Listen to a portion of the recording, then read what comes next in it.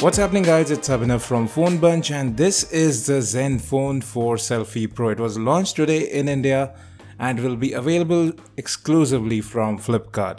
Now it features dual front cameras, a 12 megapixel main camera with Sony IMX362 sensor and a 5 megapixel camera to accompany it.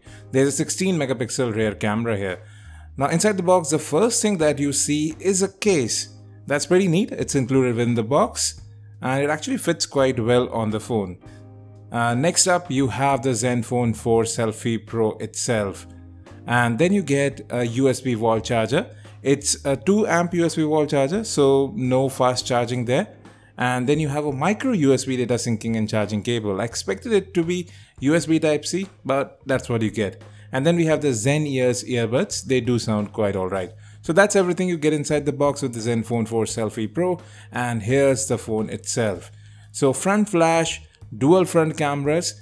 Yes, the company is promoting this phone as a 24 megapixel selfie camera. It's a dual pixel camera technology which actually uses the 12 megapixel sensor and interpolates it to create a 24 megapixel selfie.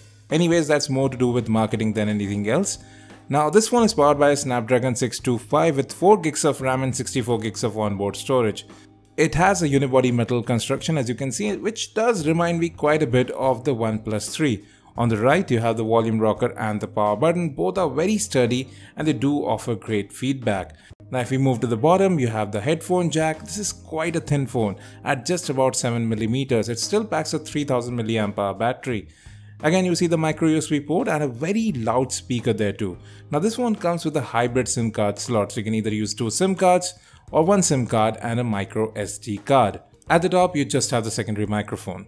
Overall, the phone feels great to hold in hand. It will be available in a gold color variant as well. It looks very neat, it feels great to hold in hand and doesn't feel hefty at all. As you can see, those dual front cameras, a 12 megapixel sensor, f1.8 aperture, which makes it very good for low light selfies. And below the display, you have the fingerprint sensor and capacitive keys which do light up. The fingerprint sensor does work out quite well, and well, this is a brilliant display. It's a 5.5 inch 1080p AMOLED panel. So it has very punchy colors and it is absolutely sharp. Now let's talk about that rear camera. It does capture images very quickly. It uses a Sony IMX351 sensor, 16 megapixels. There's a Pro mode available there too. Color production did seem quite alright.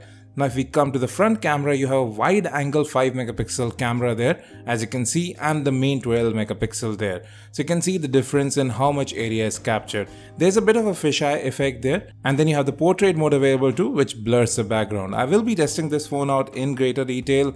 We'll check how the selfies actually look like. And then you have the duo pixel mode with a 24 megapixel selfie. It does take a bit of time to capture that image, and you saw that flash right there as well. It does add a bit more detail to your selfies. With that, let's talk about software. So the Asus Zenfone 4 Selfie Pro runs on Zen UI 4.0 and you can see how clean it is. The bloat has been reduced by quite a lot, from 35 apps down to just 14, and you can see how clean everything looks. You have the July security patch, and there are a few neat features here too, like dual apps, which the company is calling twin apps. You still have the glove mode, you still have double tap to wake up the display, and everything that you liked about Zen UI. But it's far cleaner and it's far faster as well. It uses less memory and it performs very well. So folks, that was a first look at the Asus Zenfone 4 Selfie Pro. Now this one has been priced at Rs 24,000. It will be available from Flipkart exclusively. Now the question remains, would you be willing to shell out Rs 24,000 for a smartphone that actually does feel quite good to hold in hand, has premium build, and well, focuses more on selfies? Do let me know in the comment section. Thanks for watching, and as always, have a great day.